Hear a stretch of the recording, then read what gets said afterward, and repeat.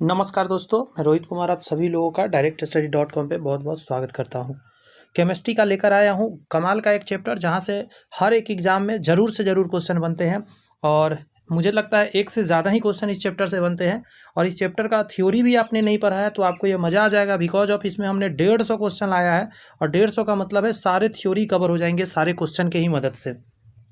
ठीक है, इससे पहले 9 चैप्टर्स ऑलरेडी अपलोड कर दिए गए हैं सेम प्लेलिस्ट में, जिसमें फिजिक्स पूरा का पूरा कंप्लीट मैंने करा दिया है, बायोलॉजी भी उसी में चल रहा है और केमिस्ट्री भी उसी में अपलोड हो रहा है। मतलब कंप्लीट साइंस का एक प्लेलिस्ट है, डिस्क्रिप्शन में लिंक है, वहाँ से जाके आप देख सकते हैं। इसमें आपको रहेगा 6 क्लास से लेकर 12th क्लास तक का एनसीईआरटी और एससीईआरटी का पूरा निचोड़ है, मतलब उन्हीं से बना हुआ क्वेश्चन है।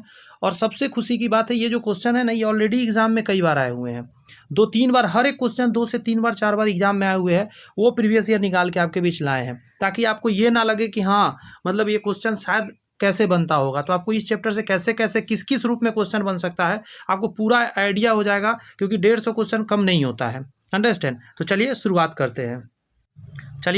करते हैं तत्वों का आवर्ती वर्गीकरण, classification of elements in the periodic table. देखिए, अलग अलग वैज्ञानिक आए, अलग अलग टाइम पे अलग अलग तरीके से उन्होंने बहुत कोशिश किया कि तत्वों का वर्गीकृत किया जाए। बिकॉज ऑफ पहले जब कम मात्रा में तत्व थे तो आसानी से क्या हो जा रहे थे, उसके बारे में पढ़ा लिखा जा रहा था, स्टडी हो पा रहा था। लेकिन जैसे जैसे तत्व की संख्या बढ़ते चली गई, परेशानियां ज़्यादा विकराल हो गई। तो ये समझ में नहीं आ रहा वैज्ञानिक को कि किसको कैसे पढ़े, तो इसीलिए उसको अरेंज करने का उन लोगों ने प्लान किया। अरेंज कैसे किया, आइए उसको समझिए। सबसे पहले कहा जा रहा है, पहला क्वेश्चन, तत्वों का आवर्ती वर्गीकरण करना क्यों जरूरी है। पहला क्वेश्चन तो यही खड़ा होता है कि आखिर हम वर्गीकृत कर रहे हैं, यानी क्लासीफाई कर रहे हैं, तो क्यों करेंगे। पहला पॉइंट कह रहा है, तत्वों की संख्या बहुत अधिक है, अब तक 115 से भी ज़्यादा तत्व यानी 118 तत्व खोजे जा चुके हैं। दिस इज द राइट, ये भी एक रीजन है। दूसरा, तत्वों के गुण भिन्न भिन्न होते हैं। जी हाँ, सभी तत्व के गुण अलग अलग होने के वजह से भी क्या करना जरूरी पड़ जा रहा है, उसका वर्गीकरण करना जरूरत पड़ रहा है। नेक्स्ट है कि एक एक करके तत्वों के गुणों का अध्ययन करना जटिल हो जाता है, इसी वजह से भी उसका वर्गीकरण करना जरूरी है। जैसे आप पीरियोडिक टेबल जानते होंगे, तो पीरियोडिक टेबल में ऐसे ऐसे जो लाइन बनती है, इस लाइन को क्या बोलते हैं, तो इसको आवर्त बोलते हैं, और ऐसे खारा लाइन को वर्ग बोलते हैं। तो आप जानते हैं एक वर्ग के जो भी तत्व होते हैं उसके गुण सिमिलर दिखते हैं आपको, और अगर ऐसे ऐसे भी चलेंगे तो एक पैटर्न में गड़बड़ होते हैं। जैसे कि इधर अगर मेटेलिक गुण है तो इधर जाके अधात्विक गुण हो जाता है, मतलब नॉन मेटल के गुण हो जाते हैं। Understand? By this all things periodic table और the classification of element is important. Understand? Answer कौन सा देंगे, D answer is the right answer.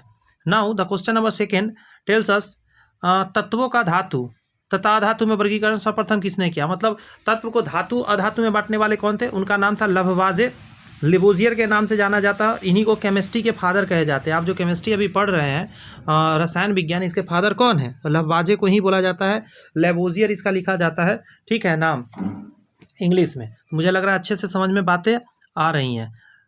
धातु अधातु में इन्होंने सबसे पहले बांटा था। नेक्स्ट प्रश्न हमारा, तत्वों के वर्गीकरण हेतु त्रियक नियम किसने दिया। त्रियक नियम देने वाले कौन थे, डोबनाइनर थे, डोबराइनर ऐसे करके नाम लिखेगा, इन्होंने ही त्रियक नियम दिया था।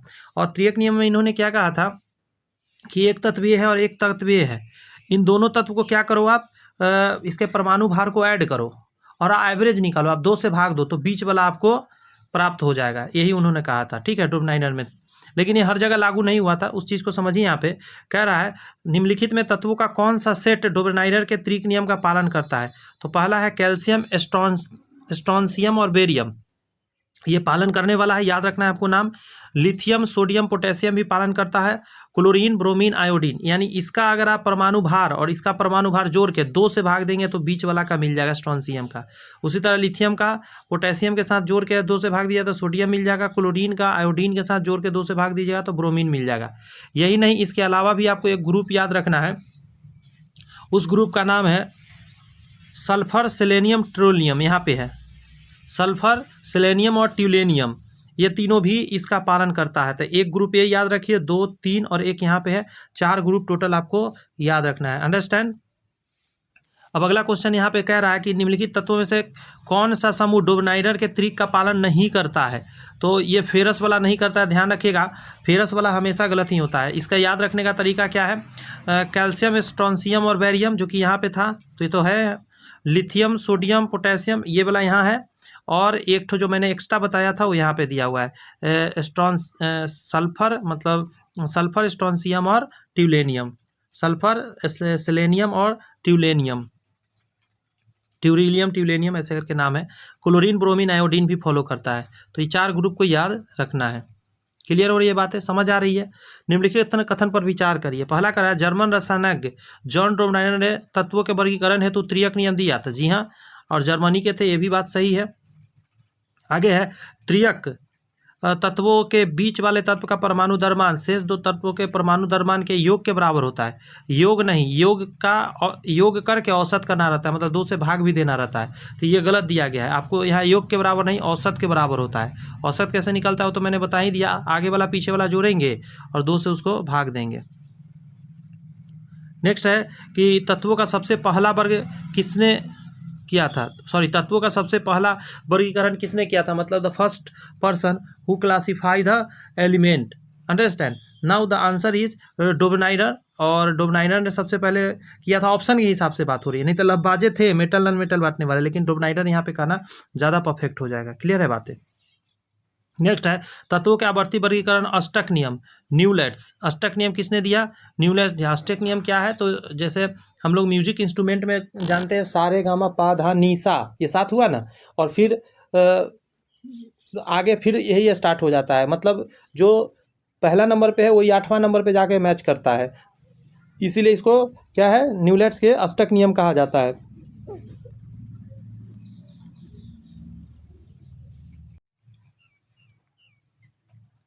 यदि तत्वों को उसके बढ़ते परमाणु द्रव्यमान के आधार पर संयोजित किया जाए तो किसी भी तत्व का आरंभ करने वाले 8वें तत्व के गुण के तत्वों के समान ही होगा। यही है न्यूलैंड्स के अष्टक नियम, कि 8वां नंबर वाला मैच करेगा पहला नंबर वाला से। नेक्स्ट है आपका, न्यूलैंड्स ने अष्टक नियम में कई अज्ञात तत्वों के स्थान रिक्त रखे थे जिसका भविष्य में खोजा जाना निश्चित था। तो ये गलत है, ये मेंडलीफ ने किया था। मेंडलीफ का आवर्त सारणी आपको पता होना चाहिए। द्रव्यमान, परमाणु द्रव्यमान, सॉरी परमाणु द्रव्यमान नहीं, तत्वों के द्रव्यमान के आधार पर सजाया गया है, परमाणु भार जिसको बोलते हैं। और उन्होंने ही भविष्यवाणी किया था, जो बाद में तत्व आया और उस पर फिट बैठ गया। तो ये न्यूलैंड्स का नहीं, ये मेंडलीफ का था, तो ये गलत हो गया। न्यूलैंड्स का अनुमान था कि प्रकृति में केवल 56 तत्व ही थे और भविष्य में इस तत्व का आविष्कार नहीं होगा। तो ये परफेक्ट बात है। न्यूलैंड्स साहब को लगा था कि 56 है, उसके अलावा खोजा नहीं जा सकता, जो कि वो गलत साबित हुए। तो ये सही है इनके द्वारा। यहाँ पे कह रहा है कि एक्स वाई जेड त्रिक तत्व यानी ट्रायड एलिमेंट है। यदि एक्स का परमाणु द्रव्यमान 8 है, इसका 8 है, और कह रहा है जेड का परमाणु द्रव्यमान 10 है, जेड का 10 है, तो कह रहा है वाई का परमाणु द्रव्यमान क्या होगा। आपको पता होना चाहिए, बीच दोनों को जोड़ के 2 से भाग देंगे तो बीच वाला का निकल के आ जाएगा। तो वाई का निकालने का तरीका क्या है, 8 10 जोड़िए 18, 18 को 2 से भाग दीजिए 9 आ जाएगा वाई का आंसर। औसत निकालना रहता है। ये बी नंबर आंसर हो गया। इसमें कह रहा है कि एम और एम तथा एन समान गुण वाले 2 तत्व है जो अष्टक नियम न्यूलैंड्स और ऑक्टेट का पालन करता है। एम और एन के बीच कुल तत्वों की संख्या कितनी होगी। तो स्टार्ट हुआ एम से और लास्ट वाला है एन, तो 1 नंबर पर ये हो गया और लास्ट में हो गया एन कितना नंबर पे, तो 8 नंबर। तो बीच में कितना होगा, 6 तत्व होगा। तभी तो 6 1 7 और 1 8 बनेगा ना, 6 तत्व होगा इसके बीच में। कैलकुलेट तो कर ही सकते हैं। डोबरेनर का त्रिक नियम, ठीक है, तथा न्यूलैंड्स का अष्टक नियम तत्वों के परमाणु द्रव्यमान और उसके गुणों के बीच का प्रारंभ का स्थापित करता है। तो डोबरेनर का त्रिक नियम तथा न्यूलैंड्स का अष्टक नियम तत्व के परमाणु द्रव्यमान तथा उसके गुणों के बीच का प्रकार का संबंध स्थापित करता है। तो एक बात ध्यान रखिएगा, ये जो लिखा गया क्वेश्चन है 100% सही है। इन लोग ने द्रव्यमान के आधार पर ही सारा क्रियाकलाप किया था, चाहे वो मेंडलीफ ही क्यों ना हो।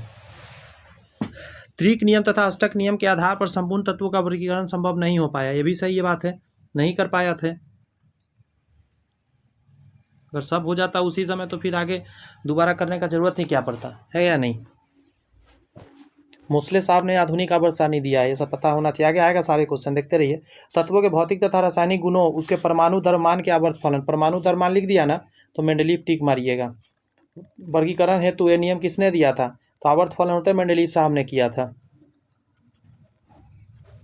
मेंडलीफ के आवर्त नियम के अनुसार तत्वों के गुण परमाणु भार के आवर्त फलन होते हैं। परमाणु भार परमाणु द्रव्यमान एक ही बात है।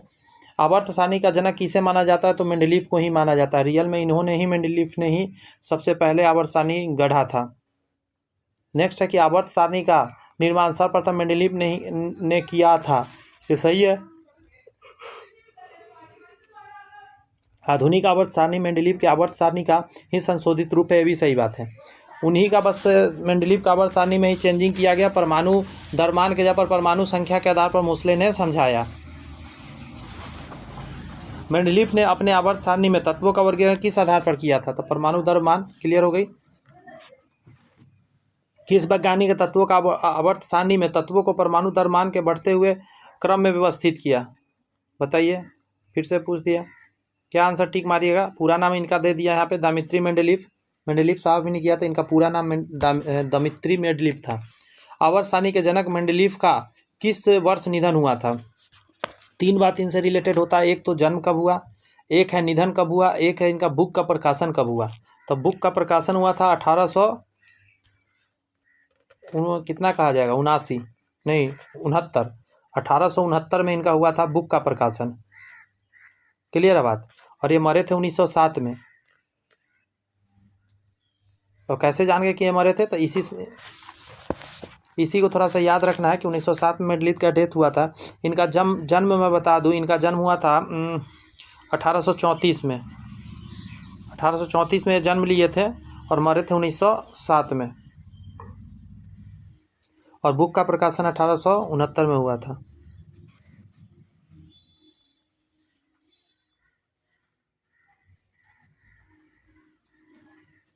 ये क्वेश्चन कर रहा है, वर्ष 1817 में डैश ने समान गुण वाले तत्वों को समूह में क्रमबद्ध करने का प्रयास किया था।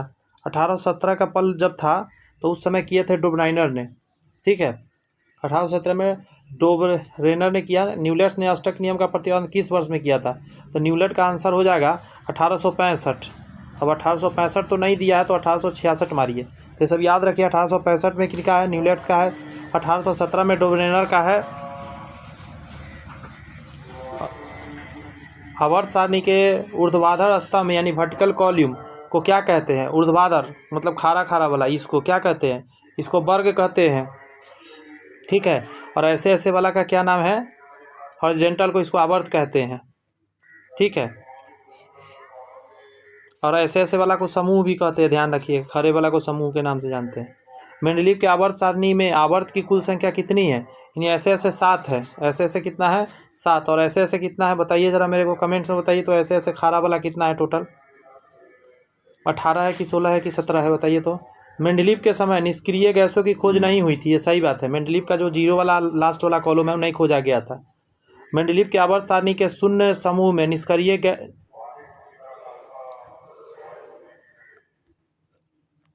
मेंडलीफ के आवर्त सारणी के शून्य समूह में निष्क्रिय गैस रखा गया है, तो ये सही बात है। दोनों सही है। यहाँ पे कह रहा है, थोड़ा सा नाम पूछ रहा है, ये सब पता होना चाहिए। ये जो बता रहे हैं थोड़ा सा याद करने का कोशिश करिएगा, सुनते सुनते वैसे हो जाएगा। पहला करा 1A के तत्व को क्षार कहते हैं, तो ये सही बात है। ठीक है। आगे है 1B वाला को कहते हैं क्षारीय मृदा धातु, ये भी सही है। पहला क्षार धातु, दूसरा वाला 1B को कहते हैं क्षारीय मृदा धातु, ये 2 सही हो गया। 7A का हैलोजन भी सही है। 7A में क्या है? हैलोजन्स है। और गड़बड़ी एक में रुकिएगा, नहीं कुछ मिस्टेक हो रहा है, रुक जाइए। 1A में है क्षार धातु, मृदा धातु का गलत है। क्षारीय मृदा धातु जो है ना, ये 2 के A में है। 2 के A में क्या है? क्षारीय मृदा धातु। और 1B में ना सिक्का धातु है। 1B का बात करिए तो सिक्का धातु है, क्वाइन मेटल। क्योंकि आयरन बोलते हैं, इसमें सोना चांदी ये सब है, इसीलिए सिक्का धातु इसको कहा जाता है। कॉपर इसी में है।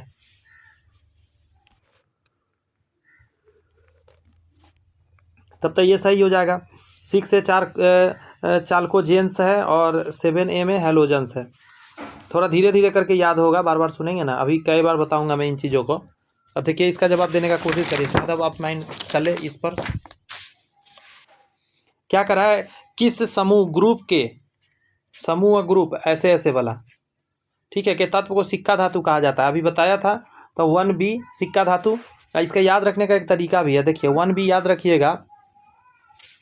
सिक्का धातु क्यों कहते हैं, एक ना देश का कंट्री कुछ ऐसा ऐसा आपको दिखेगा, ऐसा टाइप का, तो उसका नोटिफिकेशन है, तो याद रखिए इस तरीके के। जैसे याद रखिए 1 के B में क्या है, सिक्का धातु है, इसको याद करना है।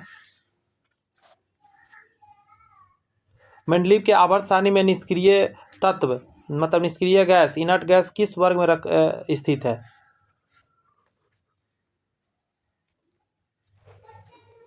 जीरो में है। मेंडलीव ने अपने आवर्त सारणी के किस वर्ग को उप वर्गों में विभाजित नहीं किया? मतलब उप वर्ग में विभाजित बहुत सारे को किया, लेकिन किसको नहीं किया? तो 8 नंबर वाले को नहीं किया। 8 नंबर वाले को उप वर्ग में विभाजित नहीं किया।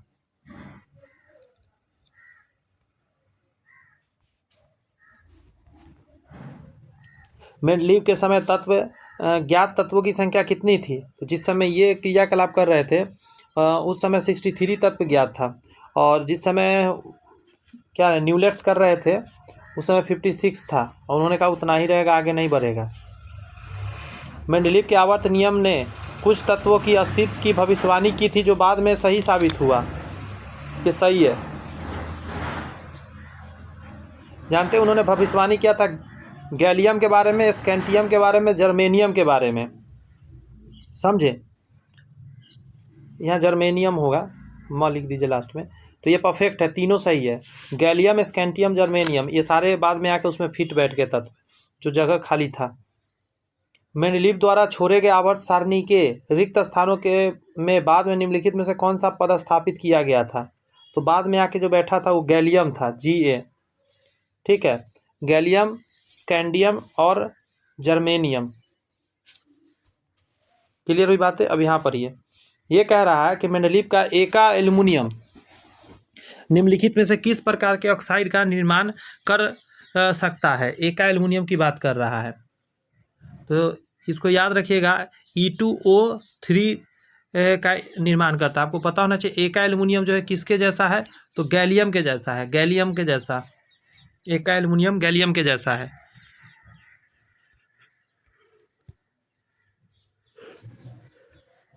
मेंडलीव आवर्त सारणी यहाँ छूट गया है। मेंडलीव आवर्त सारणी में संक्रमण तत्व यानी ट्रांजिशन एलिमेंट की समूह में स्थित है। संक्रमण तत्व थोड़ा देर पहले बताए थे हम आपको, देखिए एक एक करके देख लेते हैं। तो ये है संक्रमण तत्व का पहला, छठा नंबर है चाल्कोजेन का है, चाल्कोजेन बोलते हैं इसको, चाल्कोजेन का है छठा नंबर। सातवां हैलोजन का, 7वां नंबर में हैलोजन्स है। और क्षारीय मृदा धातु 2 में है, क्षारीय मृदा धातु, थोड़ा सा ध्यान रखिएगा।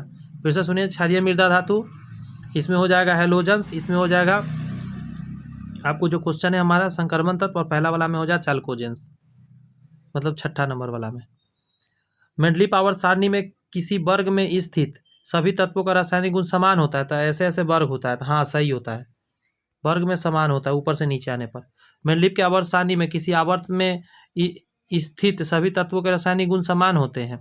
तो देखिए रसायन ऐसे ऐसे करके आप जाएंगे ना, तो क्या बोलता है, इसको आवर्त बोलते हैं, तो ये गलत है। हाँ, ये कहता ना कि एक निश्चित रेशियो में कमता या बढ़ता है गुण, तो ये सही होता है, लेकिन आवर्त में सही नहीं होता है। इसका ये सही है आवर्त मतलब वर्ग में, और आवर्त वाला गलत है। यहाँ पे आपको मेंडलीव द्वारा उसकी आवर्त सारणी में रिक्त स्थानों से घोषित 3 तत्व, एक एका बोरॉन, एका एल्युमिनियम एवं एका सिलिकॉन के रूप में जाने जाते थे। इस तत्वों का क्या नाम दिया गया बाद में जाकर? अभी बताए एका एल्युमिनियम का गैलियम बताया, तो बीच में गैलियम कहाँ है? यहाँ पे है, तो यही हो जाएगा कि एका बोरॉन को स्कैंटियम, एका एल्युमिनियम को गैलियम और एका सिलिकॉन को जर्मेनियम नाम दिया गया। तो ये सब सारी बात ख्याल थोड़ा सा रखिएगा। नेक्स्ट है, मेंडलीव की आवर्त सारणी में निम्नलिखित में से कौन सा अनियमितता मतलब एनोमलिटीज पाई जाती है, मतलब गड़बड़ी है? पहला है समस्थानिकों की स्थिति को नहीं समझाया जा सका था, तो ये गड़बड़ है, नहीं समझाया जा सका था। कुछ तत्व का परमाणु द्रव्यमान के अनुचित क्रम में व्यवस्थित है, ये भी सही है। मतलब परमाणु द्रव्यमान कम और बेसी है, फिर भी आगे पीछे कर दिया गया है, सीक्वेंस नहीं बरकरार है। हाइड्रोजन तत्व का स्थान विवादित है, तो हाँ हाइड्रोजन तत्व का विवादित है, डी आंसर हो जाएगा। सारे सही है। हाइड्रोजन और हीलियम का तो नया वाला में भी विवादित है अभी भी। मेंडलीव का आवर्त सारणी निम्नलिखित में से किस तत्व को उचित स्थान प्रदान नहीं कर सका? हाइड्रोजन आंसर हो जाएगा। कह रहा है रूसी वैज्ञानिक कौन था जिसने बताया कि तत्वों के गुणधर्म उसके परमाणु द्रव्यमान के आवर्ती फलन होते हैं? तो बात है रूस के, तो रूस का कौन था बताइए जरा। मेंडलीव थे। निम्नलिखित में कौन एक तत्व का मौलिक गुण होता है? तो ये हमसे पूछ रहा है, हम लोग से, तो हम लोग किसको डालेंगे आंसर? परमाणु संख्या। ठीक है, वैज्ञानिक सब परमाणु द्रव्यमान कर रहा था, बाद में आके परमाणु संख्या इज द मोस्ट गुण हो गया। अब देखिए इसी पर आधार पे यह बताइए कि परमाणु संख्या न कि परमाणु द्रव्यमान तत्व का अधिक मौलिक गुण है। परमाणु संख्या न कि परमाणु द्रव्यमान तत्व का अधिक मौलिक गुण है। निम्नलिखित में से कौन वैज्ञानिक के ने उपयुक्त कथन दिया था? तो Henry Mosle is the right answer. इन्होंने ही कहा द्रव्यमान को गोली मारो, परमाणु संख्या पर आओ, परफेक्ट हो जाएगा, सारा सेट बैठ गया। आधुनिक आवर्त नियम किसने प्रतिपादित किया? तो हेनरी मोसले। आधुनिक आवर्त सारणी के तत्वों के वर्गीकरण का आधार क्या है? परमाणु संख्या है। आगे कहा जा रहा है कि आधुनिक आवर्त सारणी के संबंध में निम्नलिखित में से कौन सा कथन असत्य है? आवर्त सारणी के बारे में पहला पढ़ते हैं। कहा जा रहा है हेनरी मोसले ने तत्व के एक्स किरण स्पेक्ट्रम के गुणों की नियमितताओं का अध्ययन किया अल्फा कण के प्रभाव से। तो पहला आप देंगे कि जी, पहला तो सही है, उन्होंने ऐसा किया था। दूसरा है कि परमाणु संख्या के सापेक्ष उत्सर्जित एक्स किरणों की आवृत्ति का ग्राफ एक सीधी रेखा होती है। फिर से उन्हें परमाणु संख्या के सापेक्ष उत्सर्जित एक्स किरणों की आवृत्ति एक सीधी रेखा ग्राफ होती है, ये सही है, दोनों सही है। आगे कह रहा है मोसले ने एक्स किरण प्राप्त हेतु किसी तत्व पर जिस तत्व पर कैथोड किरणें का प्रहार किया उस तत्व को कैथोडिक द्रव्य बोला, नहीं गलत है, इसको एनोडीकृत द्रव्य बोला, एनोडीय द्रव्य बोला गया था। ठीक है, ये गलत है, कैथोड नहीं एनोडीय द्रव्य कहा गया था। नहीं एनोडीय नहीं, उसको एंटी कैथोड कहिए, ज़्यादा बढ़िया होगा। एंटी कैथोड लगा दीजिए इसमें, तब सही हो जाएगा। एंटी कैथोड द्रव्य कहा गया था मोसले वाला में। आगे कहा जा रहा है कि किसी तत्व के परमाणु का इलेक्ट्रॉनिक विन्यास उसके भौतिक तथा रासायनिक गुणों को बताता है। 100%, क्योंकि इलेक्ट्रॉनिक विन्यास से हमको क्या पता चल जाएगा? बाह्यतम कक्षा के इलेक्ट्रॉन पता चल जाएगा, मतलब संयोजी इलेक्ट्रॉन, और संयोजी इलेक्ट्रॉन पता चलते ही उसका गुण पूरा आप निचोड़ के रख दीजिएगा। आवर्त सारणी के 36 पंक्तियाँ ऐसे ऐसे वाला और ऊर्ध्वाधर स्तंभ ऐसे ऐसे वाला को कहा जाता है। तो पहले ऐसे है तो ऐसे वाला को आवर्त कहिएगा और खारा वाला को वर्ग कहिएगा। ये नहीं हो सकता क्योंकि पहले गिरा हुआ का बात किया है। IUPAC international union of pure and applied chemistry, इसका फुल फॉर्म होता है, कभी कभी एग्जाम में पूछ देता है। IUPAC का full form international union of pure and applied chemistry. करा है आधुनिक आवर्त सारणी में कुल समूह का मतलब ऐसे ऐसे वाला, तो ऐसे ऐसे वाला कितना 18 और ऐसे ऐसे वाला कितना है आवर्त, तो 7 है। तो ये आंसर दीजिएगा, ये मत ठीक मारिएगा, ये गलत हो जाएगा।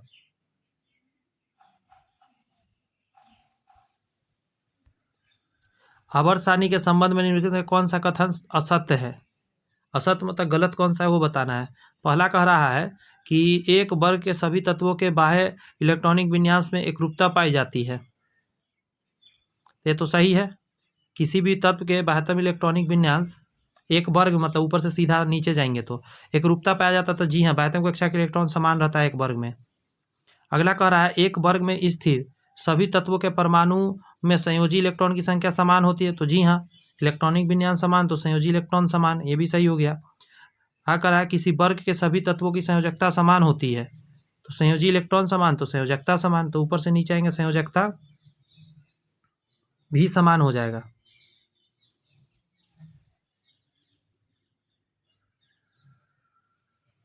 आगे कहा जा रहा है आपका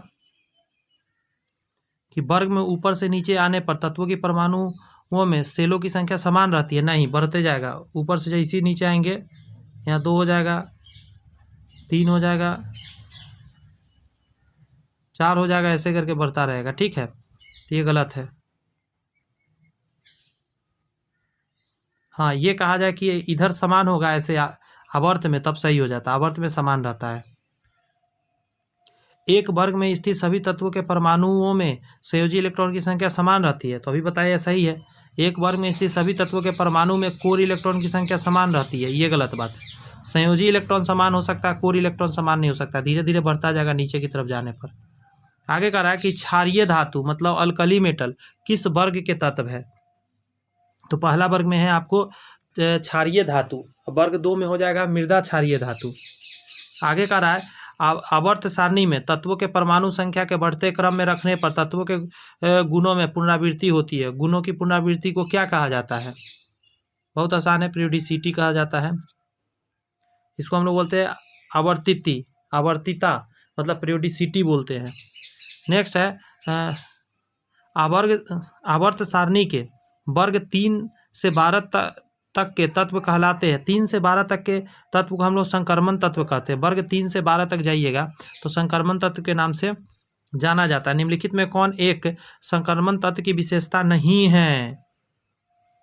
तो आंसर कहिएगा, पहला है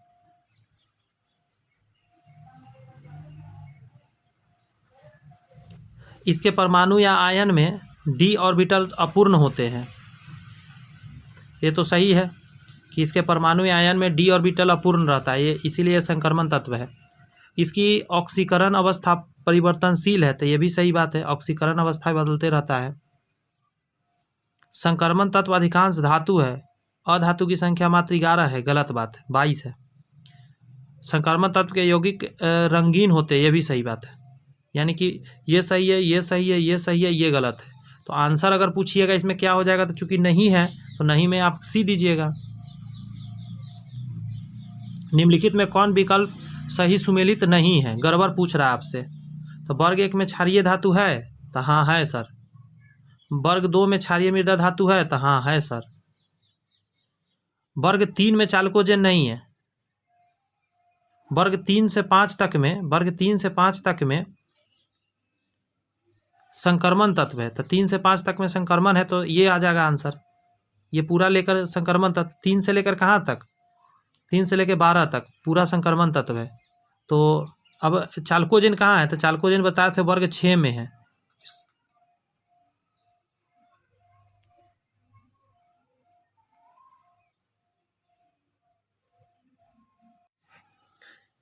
जवाब दीजिए जरा पढ़ के। वर्ग में ऊपर से नीचे आने पर तत्व के परमाणु में सेलों की संख्या बढ़ती जाती है, बताया था। ऊपर से नीचे जैसे जैसे आइएगा सेलों की संख्या बढ़ते जाती है। आगे है आवर्त में बाएं से दाएं जाने पर तत्वों के परमाणु में सेलों की संख्या समान बनी रहती है, भी सही है। इधर से इधर जाइएगा तो सेल समान रहेगा, एक एक है तो सारे में एक एक रहेगा, दो दो अगर है सारे में दो दो रहेगा। दोनों सही बात लिखा गया है। आवर्त सारणी में किसी वर्ग में ऊपर से नीचे आने पर धातु की क्रियाशीलता बढ़ती है। ऊपर से नीचे आइएगा ना, धातु की क्रियाशीलता बढ़ता जाएगा, मतलब धातु का जो गुण है वो नीचे जैसे जैसे आइएगा बहुत ज़्यादा होता जाएगा धातु का गुण। निम्नलिखित में से अच्छा ऐसे जाइएगा तो क्या होगा, धातु का गुण घटते जाएगा। इधर धातु का गुण ज़्यादा, इधर कम, इधर कम, इधर कम, लास्ट में गड़बड़ हो जाएगा। और अधातु का बात की जाए तो कम कम कम बढ़ते बढ़ते बढ़ते बढ़ते बहुत ज़्यादा हो जाएगा। धातु का गुण बढ़ेगा मतलब लेफ्ट से राइट जाने पर, और धातु का घटेगा। क्लियर है? निम्नलिखित में सबसे अधिक क्रियाशील धातु कौन होगा? तो आपको सजा सजा कर समझना पड़ेगा, तब जाके करिएगा, सही कर पाइएगा। तो पहला जो है क्षार धातु, उसी का ये मटेरियल है। तो उसको याद रखने का तरीका क्या है? हलीना, क्या है ट्रिक याद रखने का? हलीना करे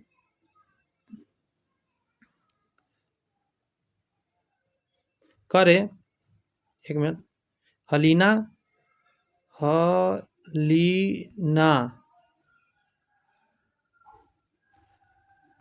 करे रब से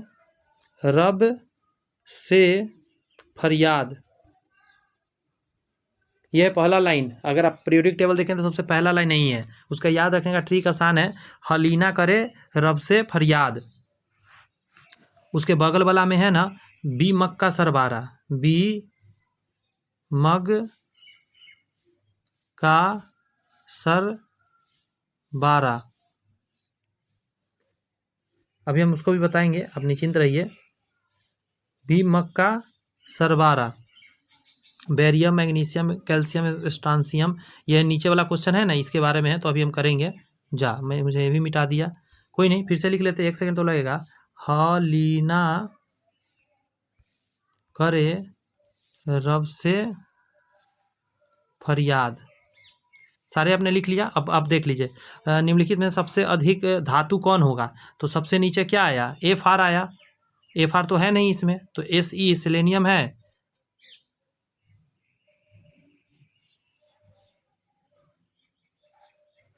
सॉरी से Ce से होता है सेलेनियम, गलती कर दिया, सीजियम हो जाएगा आंसर 58 का, स्पेलिंग गलती लिख दिया था।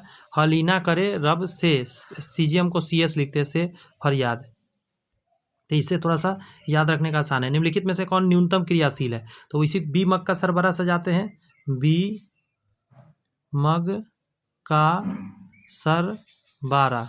अब यहाँ से समझ लेते हैं, न्यूनतम तो सबसे ऊपर होगा वो न्यूनतम होगा, सबसे नीचे वाला होगा सबसे ज़्यादा क्रियाशील होगा, तब बी बेरिलियम आंसर इसका हो जाएगा।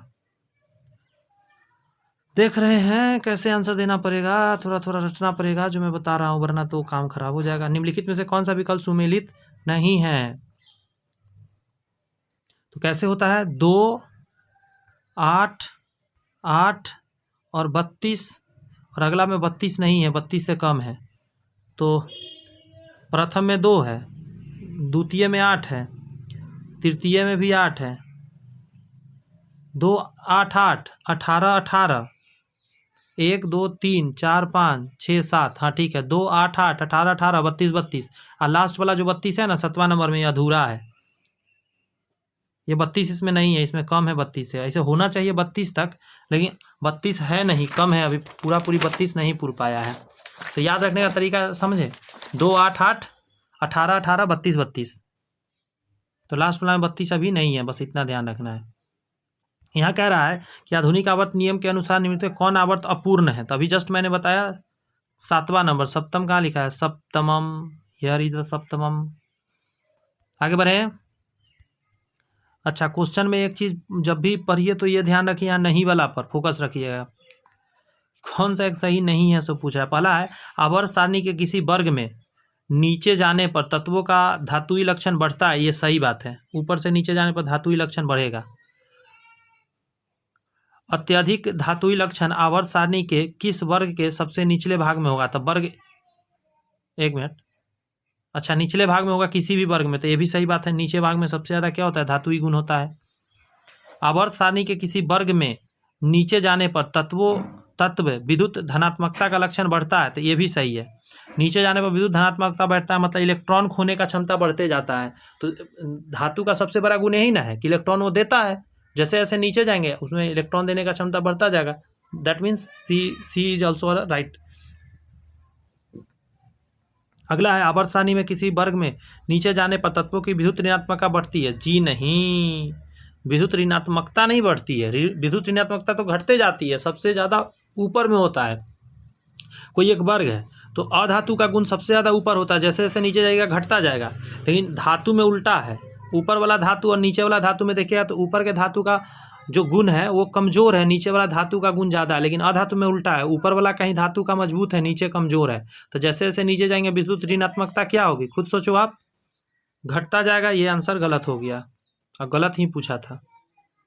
आगे कह रहा है कि आवर्त सारणी के किस वर्ग में ऊपर से नीचे आने पर तत्वों का इलेक्ट्रॉन त्यागने की आवृत्ति, ऊपर से नीचे आने पर इलेक्ट्रॉन त्यागने की आवृत्ति बढ़ती जाएगी, ले लो जितना जल्दी ले लो, दे देगा।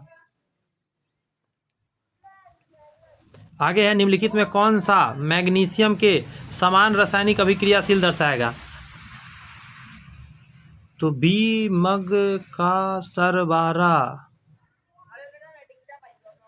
दिमाग लगे, बी मग का सरबारा,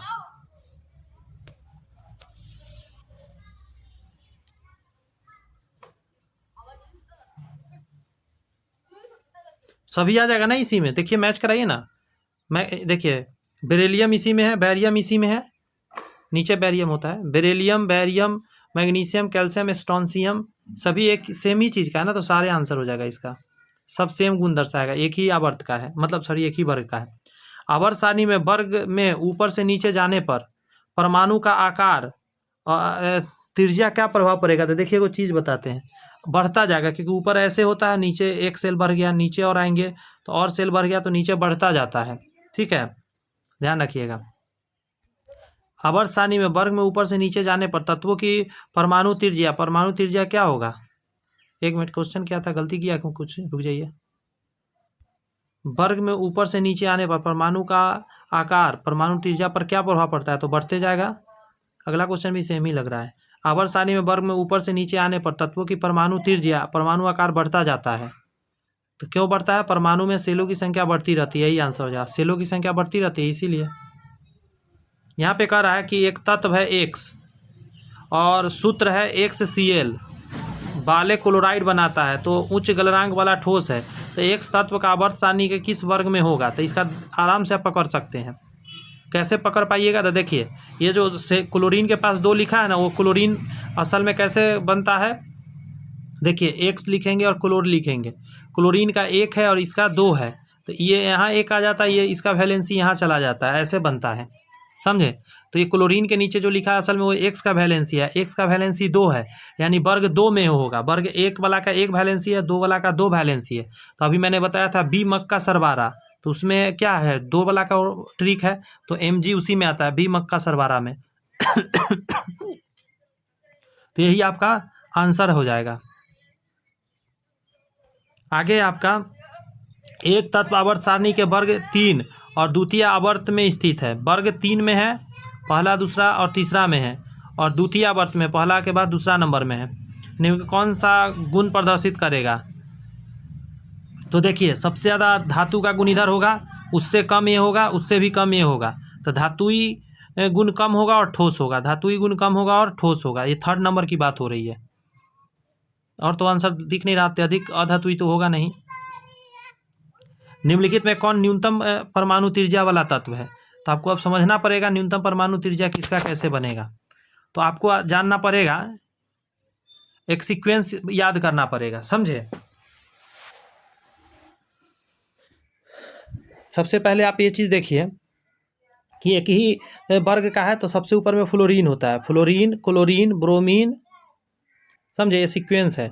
iodine, fluorine, chlorine, bromine, iodine, तो नीचे की तरफ त्रिज्या बढ़ता जाएगा, तो सबसे पूछा न्यूनतम त्रिज्या, तो फ्लोरीन का हो जाएगा,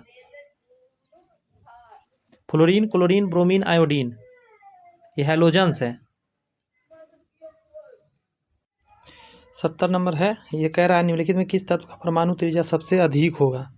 ठीक है, तो सजाना पड़ेगा ये कैसे कैसे है। तो वर्ग 13 का है सब, तो सबसे ऊपर क्या आ जाएगा, बोरॉन आ जाएगा। इसका ट्रिक है बल गा इन ती, क्या है ट्रिक, बल गा इन ती, बल गा इन ती, इन ती, पूरा लाइन से मैंने लिख दिया। ठीक है, boron, aluminium, gallium, indium, titanium. ठीक है, ये पूरा आपको वर्ग 13 का तत्व यहाँ मिल गया, आपको वर्ग 13 का तत्व है। क्या याद रखने का ट्रिक है, बलगा इनती।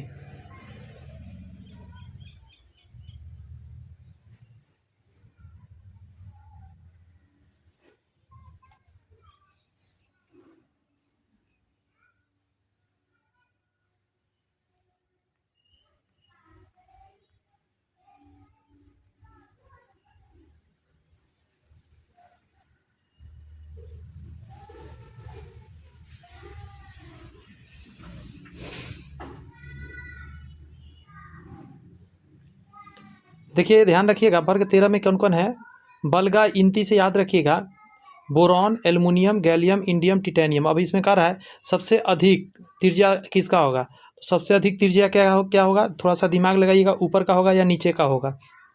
कई बार उस समय से बता दिया, तो नीचे की तरफ त्रिज्या बढ़ता जाता है, तो सबसे ज़्यादा किसका होगा, टिटेनियम का। ऑप्शन में टिटेनियम तो नहीं है, तो आंसर क्या देंगे, इंडियम। सबसे छोटा किसका होगा, तो बोरॉन का हो जाएगा। क्लियर है, ट्रिक कैसे याद रहेगा, बलगा इनती,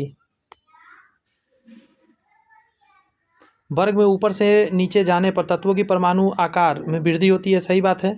किसी आवर्त में बाएं से दाएं जाने पर परमाणु की आकार घटता है, ये भी सही है।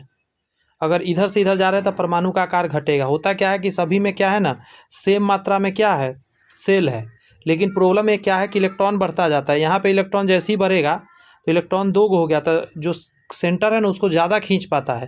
तो हल्का सा सेल का उतना ही है, लेकिन हल्का सा सेल छोटा हो जाता है इसके तुलना में इसका। इसमें 3 इलेक्ट्रॉन बाह्यतम कक्षा में हो जाएगा। अब ये ज़्यादा खींचेगा अंदर तो ये थोड़ा सा और छोटा हो जाएगा। तो ये दोनों पॉइंट यहाँ पे 110% करेक्ट है। आवर्त सारणी में किस तत्व के समस्थानिक को रखा गया है? आवर्त सारणी में किसी तत्व के समस्थानिक को रखा गया है, तो आप आंसर देंगे एक ही स्थान पर। समस्थानिक को एक ही स्थान पर रखा गया आवर्त सारणी में। ये मॉडर्न की बात कर रहा है।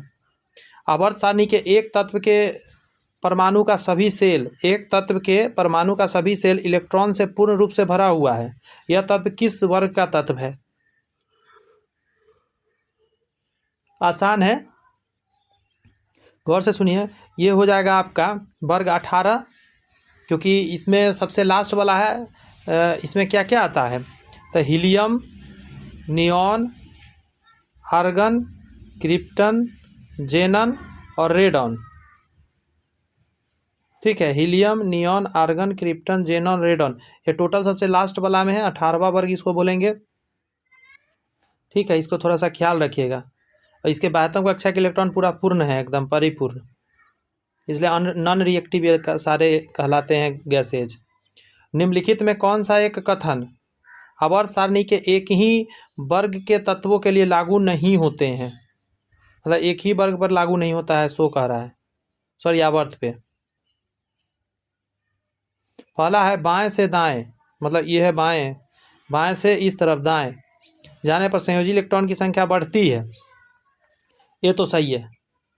बाएं से दाएं जाने पर परमाणु का आकार घटता है, तो मैं अभी बताया भी था पिछला क्वेश्चन में परमाणु का आकार घटता क्यों है, क्योंकि सेल का संख्या समान रहता है लेकिन इलेक्ट्रॉन धीरे धीरे बढ़ते जाता है। इलेक्ट्रॉन बढ़ने के कारण उसको सेंटर से खिंचाव ज़्यादा होता है, इसलिए थोड़ा सा छोटा होता जाता है। बाएं से दाएं जाने पर तत्वों के ऑक्साइड की प्रकृति क्षारीय होती जाती है। क्या बात करते हो, अम्लीय होती जाती है। जैसे इस तरफ से उस तरफ जाएंगे ना तो अधातु का गुण बढ़ता जाएगा, अधातु का गुण बढ़ेगा तो अम्लीयता बढ़ेगा। ये है आपका गलत, असल में यही आंसर हो जाएगा इस क्वेश्चन का। आगे कह रहा है कि बाएं से दाएं जाने पर धातुई गुण घटता है, ये सही बात है। जैसे जैसे इस तरफ जाएगा धातुई गुण घटता जाएगा और अधातुई गुण बढ़ता जाएगा, यानी क्षारीयता घटता जाएगा, अम्लीयता बढ़ता जाएगा। लैंथेनाइड तथा एक्टेनाइड तत्व किस वर्ग के तत्व हैं? ऐसे करके जो वर्ग होता है ना, इसमें किस में आता है लैंथेनाइड और एक्टेनाइड, ये पता होना चाहिए। नहीं पता है तो काम खराब हो सकता है। देखिए आवर्त 6 में है, ये पता होना चाहिए, बात समझिए। आवर्त 6 में ये है और आवर्त 7 में ये है, छठा और 7वां नंबर में। छठा में लैंथेनाइड, उसके बाद एक्टेनाइड। ठीक है, और इसको भी याद करा देंगे कि कौन छठा कौन 7वां कैसे याद रहेगा, इसका एक तरीका है, हम आपको याद कराएंगे अभी।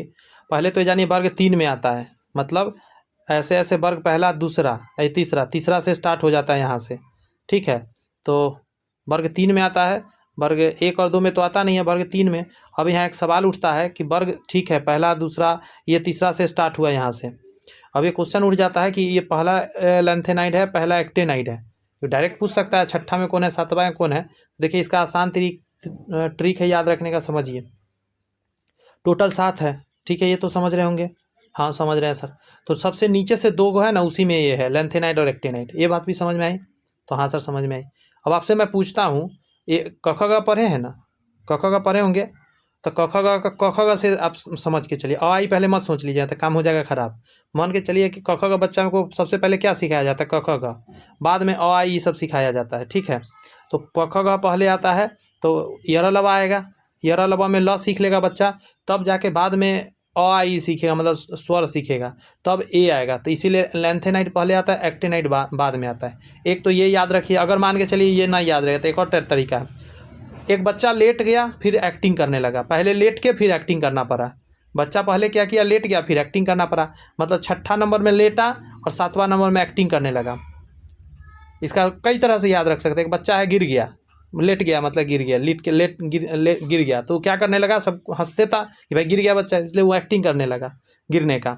तो कैसे याद रखिएगा, लेट कर एक्टिंग करने लगा, जैसे याद रखिए बट याद रखिए। अभी लग रहा होगा छोटा बात है, लेकिन जब क्वेश्चन एग्जाम में आ जाएगा माइंड उस समय काम नहीं करेगा, तकनीक यही चीज़ काम आएगा कि हाँ सर ऐसा बोले थे, चलो टिक मारते हैं। छठा नंबर पे ये आता है, सातवां पे ये आता है, पहला वर्ग में नहीं, दूसरा में नहीं, तीसरा से स्टार्ट होता है ये। आगे है कि आवर्त सारणी के वर्ग 15 में किस तत्व में सबसे अधिक धातुई गुण होगा।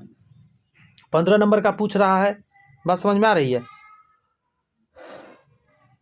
इसका एक ट्रिक है याद रखने का, नानी पापा आज सब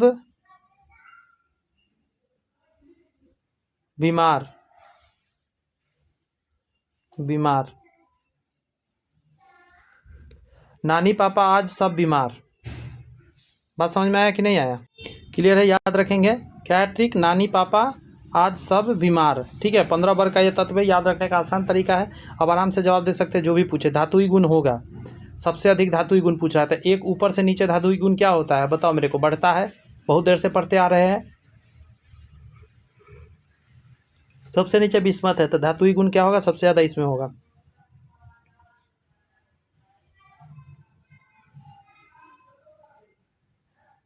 यह क्वेश्चन था नीचे, में तो देखा ही नहीं। आवर्त सारणी के प्रत्येक आवर्त का अंतिम सदस्य होता है। आवर्त सारणी के तो ये अक्रिय गैस होता है, इसको अक्रिय गैस बोलते हैं, सबसे लास्ट में रहता है ना। ठीक बताया था ना याद रखने का, उसका क्या ट्रिक है, सबसे लास्ट वाला याद रखने का। Helium neon argon krypton xenon radon, एक ट्रिक है, मतलब एकदम लय से गाना बन जाता है। Helium neon argon krypton xenon radon 10 बार बोलेंगे, याद हो जाएगा धीरे धीरे।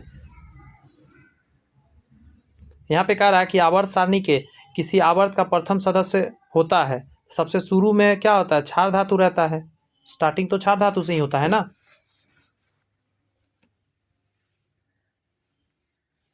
निम्नलिखित में कौन सा समान रासायनिक गुण वाला तत्व का युग्म है, तो आपको पता करना होगा कौन साथ में रहने वाला है।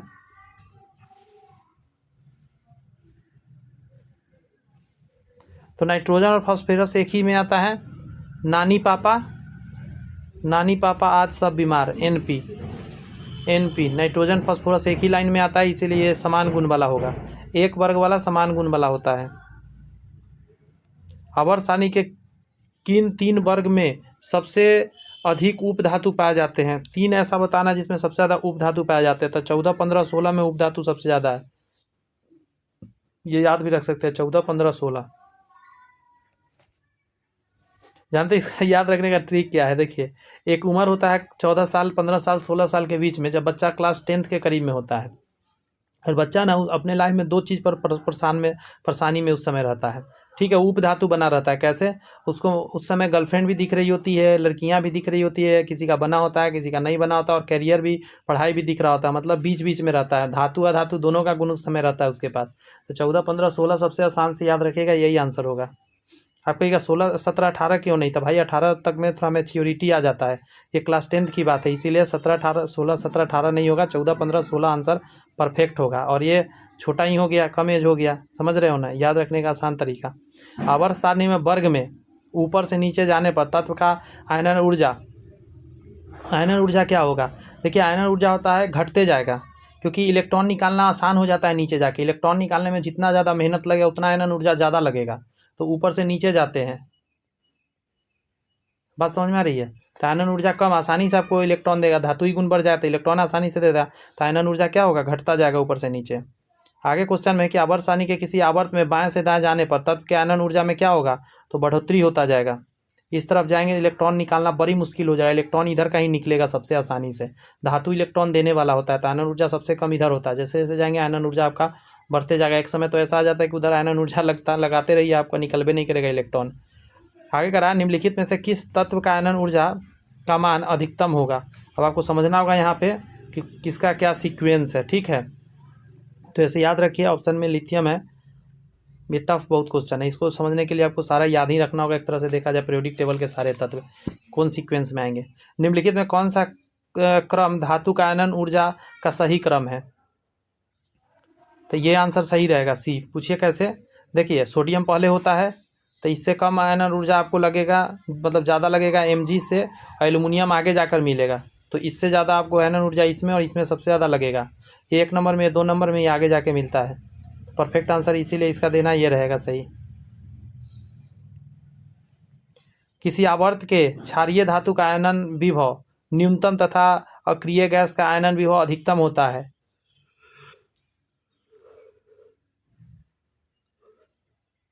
बताइए सही है या गलत है। किसी आवर्त के क्षारीय धातु का आयनन विभव न्यूनतम होता है, इधर में आयनन विभव सबसे कम होता है, एकदम सही बात है। और अधातु में जाएंगे अक्रिय गैस के तरफ तो आयनन विभव बहुत ज़्यादा हो जाएगा। किसी आवर्त के धातु के तुलना में अधातु का आयनन विभव उच्च होता है, सही बात है। इधर धातु है, इससे ज़्यादा इधर आयनन विभव लगेगा अधातु में, इलेक्ट्रॉन वो छोड़ना ही नहीं चाहेगा। किसी तत्व के प्रथम द्वितीय तथा तृतीय आयनन ऊर्जा क्रमशः E1 E2 और E3 है, तब सर्वाधिक मान होगा। किसी तत्व के प्रथम और द्वितीय तथा तृतीय आयनन ऊर्जा का मान क्रमशः E1 E2 E3 है, तो सर्वाधिक मान क्या होगा? तो E3 का होगा। बात समझ में आया? जैसे जैसे इलेक्ट्रॉन निकालते जाएंगे उसे आयनन ऊर्जा आपको ज़्यादा मेहनत करना पड़ेगा, ये जान लीजिए। तो E3 का सबसे ज़्यादा होगा। पहला इलेक्ट्रॉन जितना आसानी से आप निकाल लेंगे किसी तत्व का, दूसरा निकालने में उससे ज़्यादा मेहनत लगेगा, तीसरा में और ज़्यादा लगेगा। वही बात है। निम्नलिखित में से प्रत्येक त्रिक में उच्चतम आयनन विभव वाले को चुनिए। सभी में चुनना है सबसे ज़्यादा आयनन विभव किसका होगा। तो आपको सीक्वेंस देखना होगा, ऐसे सीक्वेंस में कि कौन इधर है कौन इधर सबसे ज़्यादा होगा। इधर जितना ज़्यादा होगा उतना आयनन विभव ज़्यादा होगा। तो याद रखिएगा ज़रा इस चीज़ को। इसमें हो जाएगा आपका बैरियम सबसे उस तरफ में। इसमें एक अपवाद है, समझे। इसमें नाइट्रोजन टिक करना होगा। देखिए ऐसे इसका सीक्वेंस है, इसका ऐसे सीक्वेंस है, बात समझे। बट लेकिन प्रॉब्लम क्या है, मतलब एक चीज़ समझिए, ये सीक्वेंस सही है लेकिन इसका आयनन भी हो ज़्यादा इससे, ये ध्यान रखिए। इसमें ये हो जाएगा, इसमें नाइट्रोजन हो जाएगा और लास्ट वाला में हो जाएगा आपका हीलियम। तो यही आंसर हो जाएगा। कहाँ है इस चीज़ को देखेंगे, ये है आपका यहाँ पे है, हीलियम है, बोरॉन है और नाइट्रोजन है। तो ए नंबर आंसर हो जाएगा। ये अपवाद है एक ठो, इसमें ध्यान रखने वाली बात है। आगे कह रहा है परमाणु इलेक्ट्रॉन को पृथक करने हेतु सदैव ऊर्जा का आवश्यकता होती है, सही बात है। यह आयनन ऊर्जा का मान सदैव होता है, हमेशा धनात्मक होता है। इलेक्ट्रॉन आप एक को निकालिए चाहे 5 को चाहे आधा को निकालिए, आधा तो निकलता नहीं है लेकिन हमेशा धनात्मक ऊर्जा तो आपको लगेगा ही लगेगा। आवर्त सारणी में आवर्त में बाएं से दाएं मतलब इधर से इधर जाने पर डैश की संख्या समान रहती है, तो सेलों की संख्या समान रहती है उधर जाते समय। आगे है कि आवर्त सारणी में वर्ग में ऊपर से नीचे आने पर डैश की संख्या समान रहती है, तो इसका आंसर दे देंगे हम संयोजी इलेक्ट्रॉन, समझे। संयोजी इलेक्ट्रॉन समान रहता है, वैलेंसी भी समान हो जाता है। इसी वजह से तत्वों को 4 ब्लॉक SPDF में वर्गीकृत करने का आधार है। किस आधार पर SPDF बांटा गया है? तो इसको बोलते हैं परमाणु कक्षक। ऑर्बिटल के आधार पर यह बांटा गया। ऑर्बिटल परमाणु कक्षक के आधार पर है। 11th-12th में इस पर स्पेशल चैप्टर है पढ़ने को। वर्ग 13 से लेकर 18 तक के तत्व क्या कहलाते हैं? 13 से 18 तक का पूरा तत्व का क्या नाम रखा गया है? याद रखिएगा, इसको हम लोग पी ब्लॉक बोलते हैं। कौन सा बोलते हैं? पी ब्लॉक बोलते हैं 13 से 18 तक का। आवर्त सारणी के तत्वों को 4 ब्लॉक में विभाजित किया गया था। हीलियम कौन से ब्लॉक से संबंधित है? सबसे लास्ट वाला में है। तो आप आंसर दे पाइएगा, बताइए क्या आंसर होगा। एस ब्लॉक में आएगा। कहाँ पे आएगा? हीलियम एस ब्लॉक में आता है।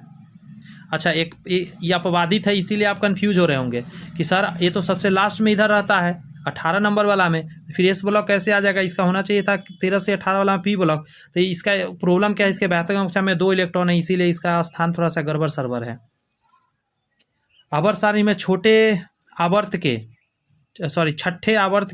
14 तत्व तथा 7वें आवर्त के 14 तत्व को क्रमशः क्या कहा जाता है? बड़ा कमाल का क्वेश्चन है ना ये। तो इसका नाम क्या है? लैंथेनाइट्स और एक्टेनाइट्स बोलते हैं इसको। छठा आवर्त कह रहा है और 7वां आवर्त कर रहा है, तो छठा में लैंथेनाइट है, उसके बाद एक्टिंग करेगा, लेट कर एक्टिंग करेगा, लैंथेनाइट फिर एक्टेनाइट। आएगा लैंथेनाइड एवं एक्टेनाइड क्या चीज़ में आता है, तो एफ ब्लॉक में आता है। कहाँ पे इसका जगह है, एफ ब्लॉक में। फालतू है ये, इसका अलग घर है, इसका ट्रिक है याद रखने का। ये दोनों को अलग जगह दिया गया है पीरियोडिक टेबल से नीचे, तो फालतू चीज़ को अलग जगह दिया जाता है, इसलिए एफ ब्लॉक में आता है, एफ फॉर फालतू। संक्रमण तत्व किस ब्लॉक के तत्व है, संक्रमण तत्व किस ब्लॉक के तत्व है, तो आंसर हो जाएगा डी ब्लॉक के। डी ब्लॉक में संक्रमण तत्व है। और संक्रमण तत्व कहाँ से कहाँ तक है, वर्ग 3 से लेके 12 तक है, 3 से 12 तक संक्रमण तत्व है। और ब्लॉक कौन सा है, डी ब्लॉक। आवर्त सारणी में अधिकांश रेडियो एक्टिव तत्व किस ब्लॉक मिलेंगे, बड़ा आसान है ये, पक्का जवाब आप लोग दे दिए होंगे। तो फालतू चीज़ में मिलेगा ना, एक्टेनाइड में मिलता है, लेंथेनाइड में नहीं, एक्टेनाइड में। तो एफ में दोनों आ जाता है ना, तो 7वां नंबर वाला को कह दीजिए। आगे है प्रबल धातुई गुण वाला क्षारीय धातु तथा क्षारीय मृदा धातु किस ब्लॉक के अंतर्गत आते हैं, तो एस ब्लॉक के अंतर्गत आते हैं। शुरू वाला में दोनों है, एस ब्लॉक वर्ग 1 और वर्ग 2 आ जाता है इसमें। क्षारीय वर्ग वाला है, क्षारीय मृदा 2 वाला है। एक तत्व के संयोजी इलेक्ट्रॉन की कुल संख्या में 10 जोड़ने पर तत्व का वर्ग संख्या प्राप्त होता है। यह तत्व किस ब्लॉक का तत्व होगा, गौर से सुनिए। एक तत्व के संयोजी इलेक्ट्रॉन की कुल संख्या में 10 जोड़ने पर तत्व का वर्ग संख्या प्राप्त होता है। यह तत्व किस ब्लॉक में होगा, तो ये हो जाएगा 13 से लेकर 18 तक होगा, यानी पी ब्लॉक होगा। 13 से 18 तक मिलेगा ना, 10 जोड़ेंगे तो हम लोग, तो 13 से 18 पी ब्लॉक। क्वेश्चन घुमा के पूछे हुए ये। अधातु को किस ब्लॉक के अंतर्गत रखा गया है, जितने भी अधातु आ जाते हैं इसको डाला गया पी ब्लॉक के अंतर्गत। आगे आपका कि आवर्त सारणी में कुल ऐसे कितने तत्व है जो सामान्य ताप और दाब पर गैसीय अवस्था में होते हैं, सामान्य ताप एवं दाब पर गैसीय अवस्था में होते हैं। तो सब इसका याद रखने का तरीका बड़ा आसान है। पहले तो हाइड्रोजन लिखिए, फिर इसके बगल में हीलियम लिख देते हैं। उसके बाद आपका नाइट्रोजन हो गया, फिर ऑक्सीजन हो गया, फ्लोरीन हो गया, फिर क्लोरीन हो गया। 1 2 3 4 5 6 गो ऐसे हो गया। इसके अलावा 1 मिनट कैसे छूट गया, 1 2 3 4 5 6, हाँ 6 गो ये हो गया, hydrogen, helium, nitrogen, oxygen, fluorine, chlorine. और इसके अलावा हो जाएगा उधर अक्रिय गैस कितना है, हाँ तो helium, neon, argon, krypton, xenon, radon. 1 2 3 4 5 6 7, 7 4 11, total 11 हो जाएगा। देखिए यहाँ से यहाँ तक 11 हुआ। Helium, neon, argon, krypton, xenon, radon, तो टोटल इधर हो गया तो 5 6 11, समझे, 11 को है टोटल गैसीय अवस्था। आगे कि निम्नलिखित में से कौन सा तत्व सर्वाधिक विद्युत ऋणात्मक तत्व है, तो फ्लोरीन दुनिया का सबसे खतरनाक तत्व है, मतलब सबसे विद्युत ऋणात्मक तत्व में फ्लोरीन को रखा गया है। आगे कह रहा है निम्नलिखित में से कौन सा तत्व सबसे अधिक अधातुई गुण वाला तत्व के अंतर्गत रखा गया है, तो ऑप्शन से आपको जवाब देना है, ये ध्यान रखिएगा। ये वर्ग 15 का है,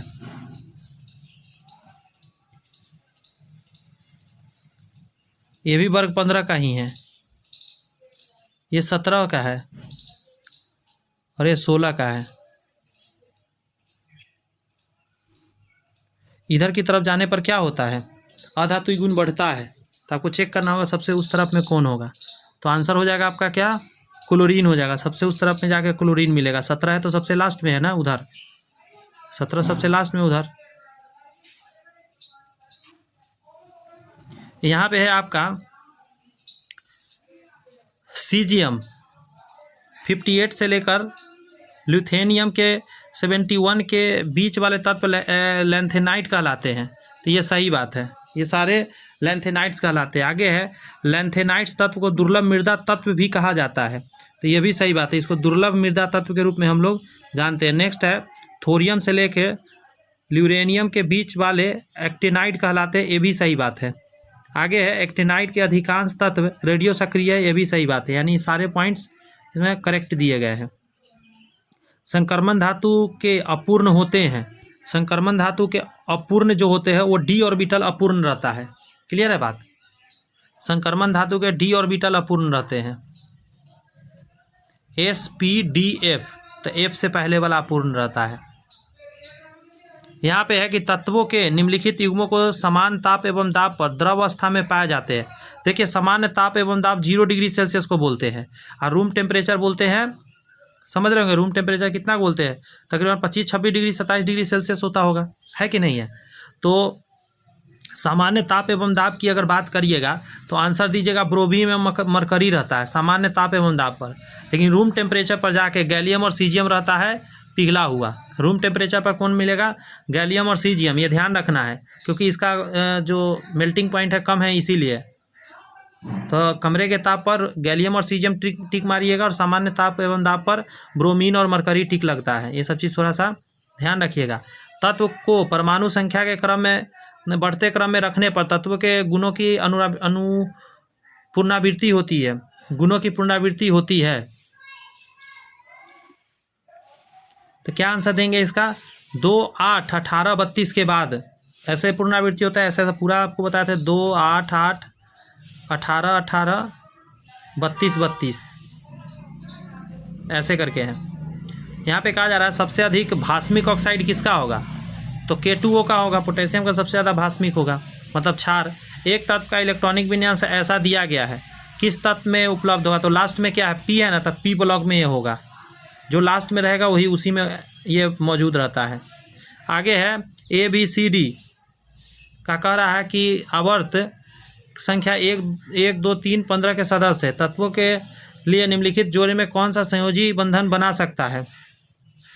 तो देखिए इसको समझना होगा थोड़ा सा, संयोजी बंधन बना सकता है। तो आपको एक चीज़ समझिए, में मेटल नॉन मेटल को पहचान जाएंगे, आपका काम हो जाएगा। तो कह रहा है संयोजी बंधन, तो नॉन मेटल के बीच बनेगा, तो बनेगा जानते हैं C और D के बीच में, क्योंकि ये नॉन मेटल है। ये दोनों तो क्या है, मेटल से, तो मेटल की बातें मत कीजिए, नॉन मेटल के बीच सहसंयोजी बनता है, तो आंसर हो जाएगा C और D के बीच में। आगे कहा जा रहा है कि आवर्त सारणी में दो तत्वों का नाम फ्रांस के देश पर रखा गया। एक तो फ्रांसियम है, दूसरा आपका है फर्मियम। फ्रांसियम एक फर्मियम है, फ्रांस के नाम पे रखा हुआ है। आगे है आपका कि निम्नलिखित में से किस तत्व के इलेक्ट्रॉन बंधुता सर्वाधिक है, जिसको इलेक्ट्रॉन एफिनिटी बोलते हैं, सर्वाधिक है। तो इसका आंसर देंगे आप 112 का, फ्लोरीन का। तो आवर्त सारणी के एक ही वर्ग के तत्वों के आयनन विभव परमाणु संख्या के, एक आवर्त सारणी के एक ही वर्ग के, मतलब ऊपर से नीचे आने पर तत्वों के आयनन विभव परमाणु संख्या के साथ साथ घटते जाते हैं। आयनन ऊर्जा घटते जाएगा ना नीचे, वही बात कर रहा है, परमाणु संख्या के साथ साथ घटते जाएगा। आधुनिक आवर्त सारणी के संबंध में कौन सा कथन असत्य है। पहला पॉइंट कह रहा है कि आवर्त सारणी में तत्वों को उसके बढ़ते हुए परमाणु संख्या के क्रम में सजाया गया, ये तो सही है। किसी आवर्त में बाएं से दाएं, इस तरफ से इस तरफ जाने पर तत्वों का धातुई गुण घटता है, ये भी सही बात है, अधातुई गुण बढ़ेगा। आगे है कि आवर्त सारणी में मेंडलीव की आवर्त सारणी के बहुत से दोष दूर हो गए हैं, ये भी सही बात है, बहुत से दोष दूर हुआ है। आवर्त सारणी में किसी वर्ग में ऊपर से नीचे आने पर परमाणु का आकार घटता है, नहीं, ऊपर से नीचे आने पर परमाणु का आकार बढ़ता जाता है, ये गलत दिया गया है।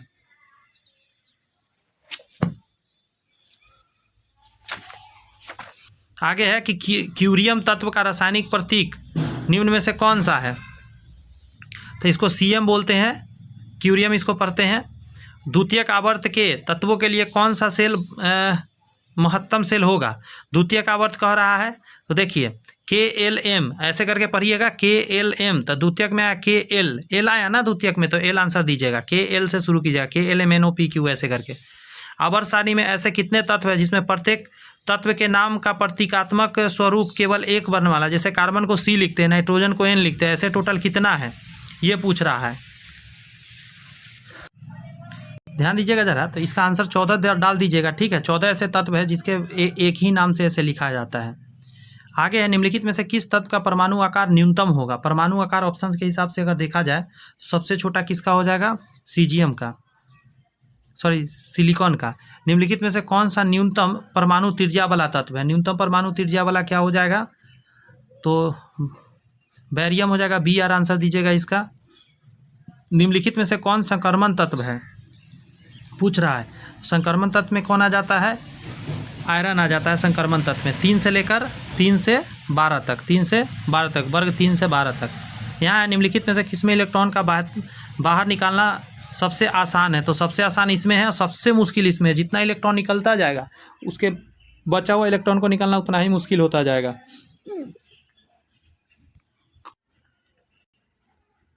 क्या है, आवर्त सारणी में तत्व कौन है जिसमें इलेक्ट्रॉन की संख्या उतनी ही होगी जितनी पोटेशियम प्लस तथा क्लोरीन माइनस में होगा? तो इसका वर्ग 1 कहना सही हो सकता है।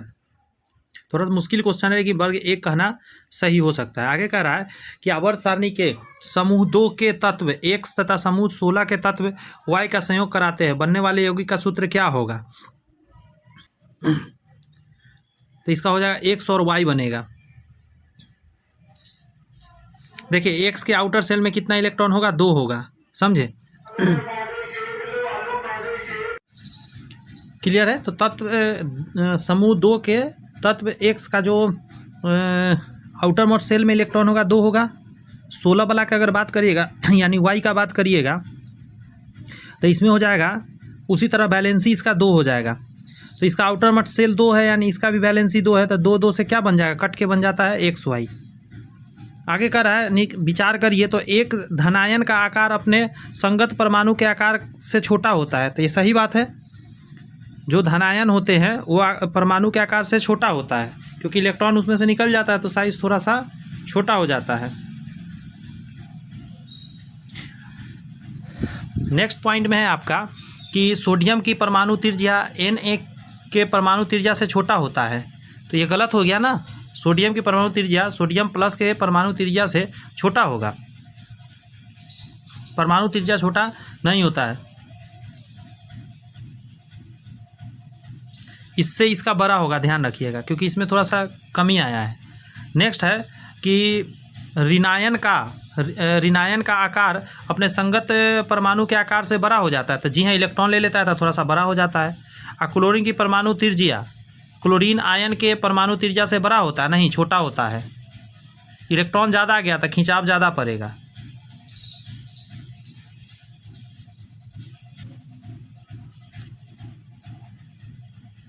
टेक्निकल क्वेश्चन है, समझना जरूरी है। निम्नलिखित में से कौन तत्व अम्लीय ऑक्साइड बनाएगा? अम्लीय ऑक्साइड बनाने वाला कौन होगा?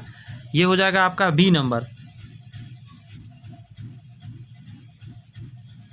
परमाणु संख्या 16 वाला। आगे है सल्फर, है ना 16 पे। एक तत्व का परमाणु संख्या 15 है, उसके ऑक्साइड की प्रकृति क्या होगी? 15 है तो ये अम्लीय होगा, अधातु होगा तो अम्लीय होगा।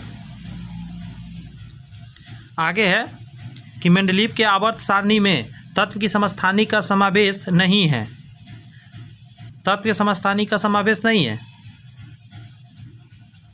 हाँ ठीक है, मेंडलीव में नहीं था। आधुनिक आवर्त सारणी में तत्वों के स्थान पर ही उसके समस्थानिक रखे गए। जी हाँ, जहाँ पे उसका स्थान होना चाहिए समस्थानिक वहीं रखा गया। दोनों पॉइंट इसके सही जाएंगे। आगे कहा जा रहा है निम्नलिखित क्रम में बढ़ते हुए परमाणु त्रिज्या का क्रम सजाइए। तो मैग्नीशियम, उससे बड़ा सोडियम का, उससे पोटेशियम का, फिर रुबिडियम का। ये सही है, पहला नंबर। आगे है कि क्लोरीन अणु में बंधन दूरी 198 pm है, तो क्लोरीन परमाणु की त्रिज्या होगी। तो इसका बड़ा आसान तरीका है, आप ना इसका क्या बोला जाए, आधा कर दीजिएगा। बंधन दूरी को ना आधा करिएगा तो परमाणु त्रिज्या निकल के आ जाएगा। तो कितना आएगा आधा करिएगा? तो 99 आ जाएगा आंसर।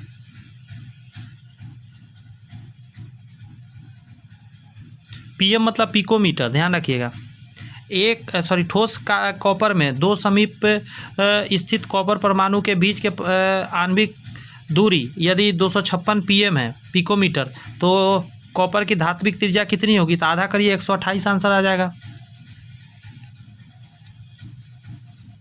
निम्नलिखित में से किस तत्व में संयोजकता इलेक्ट्रॉनिक विन्यास? कह रहा है निम्नलिखित में से किस तत्व में संयोजकता इलेक्ट्रॉनिक विन्यास N-1 H2NP3 है? तो ये ध्यान रखिएगा, इसका हो जाएगा नाइट्रोजन का, ठीक है। आगे है पोटेशियम को आवर्त सारणी के किस वर्ग में रखा गया है? तो पोटेशियम को रखा गया वर्ग 1 में रखा हुआ है। एस ब्लॉक के तत्वों का बाह्यतम इलेक्ट्रॉनिक विन्यास क्या होना चाहिए? तो 1s2 होता है। नेक्स्ट है तत्वों के निम्नलिखित जोड़े में से कौन सा जोड़ा परमाणु संख्या 19 और 22 के मध्य स्थित होगा? तो कैल्शियम और स्कैंटियम का हो जाएगा समान इलेक्ट्रॉनिक विन्यास वाले तत्वों का गुण समान होता है। ये सही बात है। तत्वों के गुण की आवर्तता पीरियोडिसिटी और उसके इलेक्ट्रॉनिक विन्यास की आवर्तता में सीधा संबंध होता है। ये भी सही बात है, दोनों एकदम सही है। यहाँ पे है कि आधुनिक आवर्त सारणी में किन दो तत्वों का स्थान विवादित है। तो हाइड्रोजन और हीलियम बेचारा परेशान है, आज भी सोच रहा है कहीं अच्छा जगह मिल जाए मेरे को। सबसे हल्का धातु कौन सा है? सबसे हल्का पूछा जा रहा है तो लिथियम है, और सबसे भारी तो ऑस्मियम है। सबसे हल्का तत्व कौन सा है? तो हाइड्रोजन सबसे पहला नंबर पे है, इससे हल्का कोई नहीं है। यहाँ पे आइएगा, समझने की कोशिश करिए। कह रहा है कि परमाणु क्रमांक 120 वाले तत्व का IUPAC नाम, प्रतीक और क्रमशः क्या होगा? तो कैसे नाम दीजिएगा उसको समझिए जरा। एक चीज़ जान लीजिए जरा, जैसे 0 के लिए क्या दिया जाता है? तो नील। 0 के लिए क्या लिखते हैं? नील। नील को हम लोग N से सूचित करते हैं। और 1 के लिए हम लोग कहते हैं अन्न, 1 के लिए अन्न कहते हैं और इसको U से सूचित करते हैं। उसके बाद होता है आपका 2 के लिए हम लोग बाई बोलते हैं और बाई को हम लोग B से सूचित करते हैं। 3 को हम लोग ट्राई बोलते हैं, 3 को ट्राई कहा गया है, ट्राई। इसको T से सूचित करते हैं, समझे? इस आधार पे अब नाम आप दे सकते हैं। तो इसका नाम क्या हो जाएगा? 1 है पहले, तो 1 को हम क्या लिखेंगे? U लिखेंगे। 2 है तो 2 के लिए क्या लिखेंगे? B लिखेंगे, B हो गया। उसके बाद 0 है तो 0 के लिए क्या लिखेंगे? N लिखेंगे। और जब इतना लिख लेते हैं तो उसके लास्ट में लगाते IUM लगाते हैं। लास्ट में क्या लगाते हैं? IUM। तो इसका क्या नाम लिखाइएगा? IUM लगा दीजिए, तो NBM हो जाएगा। इसका आंसर हो जाएगा अनबाई नीलियम। अनबाई नीलियम मतलब सूत्र तो ये हो जाएगा ना, मतलब आप समझे नहीं बात, लगता है। रुक जाइए, ये तो हो गया इसका सिंबल। ये पढ़ेंगे कैसे?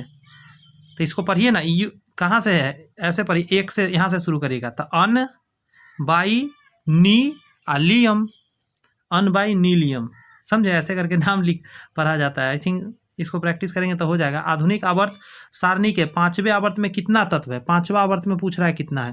पहला, दूसरा, तीसरा, चौथा, 5वां। तो याद कर लेते हैं। 2, 8, 8, 18, 18 तो कितना हो जाएगा? 1, 2, 3, 4, 5, 18 हो जाएगा। 18 आंसर हो जाएगा इसका। समझे कि ना समझे? सबसे भारी धातु कौन सा है? तो ऑस्मियम है, अभी बताया भी था थोड़ा देर पहले।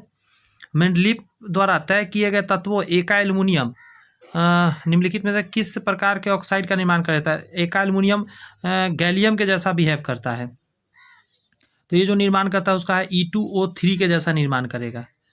निम्नलिखित में कौन सा आवर्ती गुणधर्म नहीं है? अर्थात आवर्त सारणी में एक ओर से दूसरे ओर जाने पर कोई प्रवृत्ति नहीं दर्शाती है। तो आंसर क्या देंगे आप इसका? रेडियो एक्टिविता, ऐसा कोई वो नहीं है। लोथर मेयर के अनुसार तत्वों के रासायनिक गुण उसके आवर्ती फलन होते हैं।